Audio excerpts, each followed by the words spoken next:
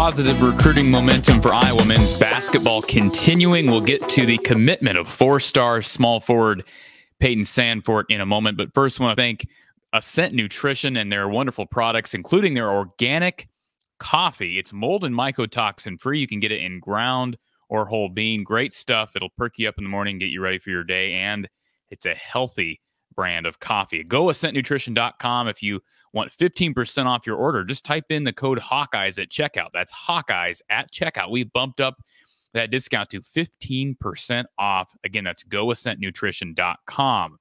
So, Pryce Sandfort, Iowa. We've been waiting for this announcement for a while. Certainly, Pryce Sandfort visiting Iowa here a couple weeks back. That has paid dividends, not wasting any time. Certainly, he could have waited. I know his brother committed to Iowa in October of 2020.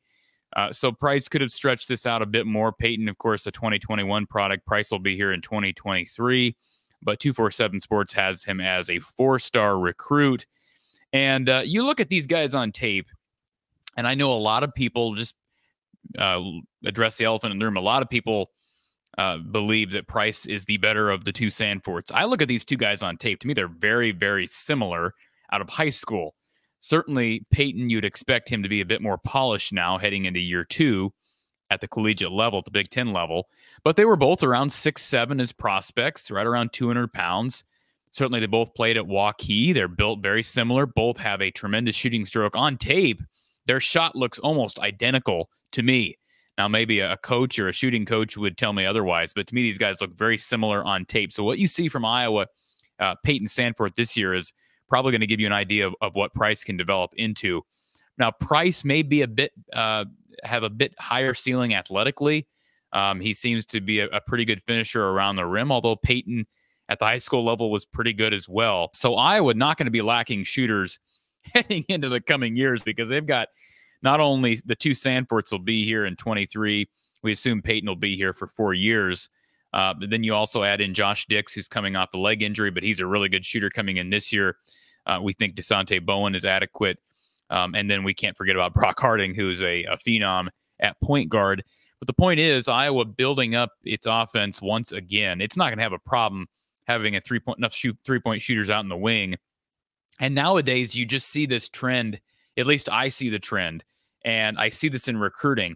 It seems like the baseline for Iowa recruiting and college hoops in general, recruiting guys, unless you're talking about guys who are just freaks, you're typically looking at point guards, shooters, and bigs. Like there is nothing in between. You're not recruiting. Fran talks about positionless basketball. That's kind of what the recruiting offers that Iowa has out there for the most part. Now, they have gone after some talented four-star, five-star kids, and we'll talk about those guys, JP Estrella being one who was on campus just a couple weeks ago.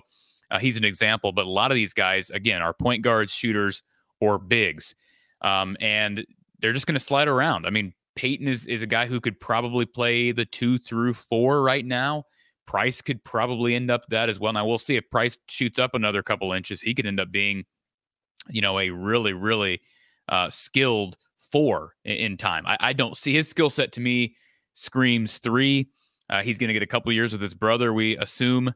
But again, they play a very similar brand of basketball, and they both had very similar offer lists. Pryce, of course, we know maybe a bit higher as far as rating is concerned, but had offers from Davidson and Clemson, Nebraska, Wazoo. Drake was in on him hard, and we know Peyton, Minnesota, Utah, some pretty high major offers for the older of the Sandforts as well. So what do you get in Pryce specifically? I mentioned his shooting prowess. He's known as an elite shooter, high release, quick release, which you need at the collegiate level. Certainly going pro, you have to have that quick, high release. He does a nice job scoring up to the basket quickly and routinely, right? If you're not consistently squared up to the basket as a three-point shooter, you're not going to be able to get away with that, especially at the college level. I think he is a better athlete than Peyton in some regards. I still think he's an average athlete at the Big Ten level, right? Average at best. Maybe I'm underselling him a bit, but athleticism is going to be a question mark for both of these guys. And the defensive learning curve that Peyton talked about heading into his freshman year which I think he has the ability to overcome because he is long. I think that's going to be there with Pryce as well, and that's normal. That's okay. I do think that athleticism is going to be a priority moving forward, just given the crop of talent they have in 23. Really a strong group of kids, but athleticism, I think, is a priority moving forward. Now, they do have good athletes on the roster this year. Bowen, even Nimmers throwing him into the mix, Perkins, Chris Murray. But again, athleticism is still a need. So I'd say Pryce average in that category. Plays very under control. He finishes with both hands. You look at him, he reminds me a bit of a junior, the college version of Joe Wieskamp, his junior year. So you watch Joe his junior year, quick trigger, not afraid to pull up. Now we're comparing Joe Wieskamp at the Big Ten level to Pryce Sandfort at the AAU and high school level. So, will that translate? It's not going to translate his freshman year, but by the time he's a sophomore, junior, perhaps he does look like a Joe Wieskamp. And there were comparisons from Peyton to Joe. I think maybe even more so, those comparisons should be made Pryce to Joe. He's a good defender as well, which Joe Wieskamp was. Joe was never a great defender, but he was adequate at this level. And so we'll just have to wait and see. Can he develop into a really good defender? If he's playing the 3, he's going to have to go up against some really athletic wings. So that's going to be the big question mark. But overall, huge get. This was one of the top guys, certainly. I would say priority 1. When you have a guy who's in state like this, whose brother is already on the roster, he's probably priority 1, and now you can kind of build around him. I've heard good things about how JP Estrella's visit went. He was on campus the same time as Pryce Sandfort. If you can get JP Estrella, boy, then you're looking at a really strong core in 23. And they got tons of scholarships for 23 and 24, so you can start handing them out. We know Cooper Koch will be here in 24 as well. So they got a lot of length, a lot of offense, right?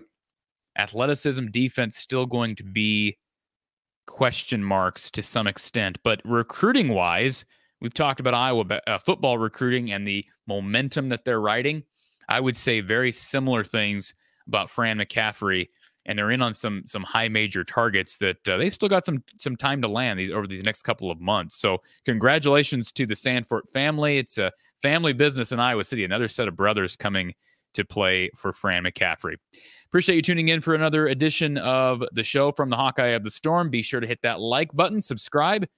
I'll be back with you soon.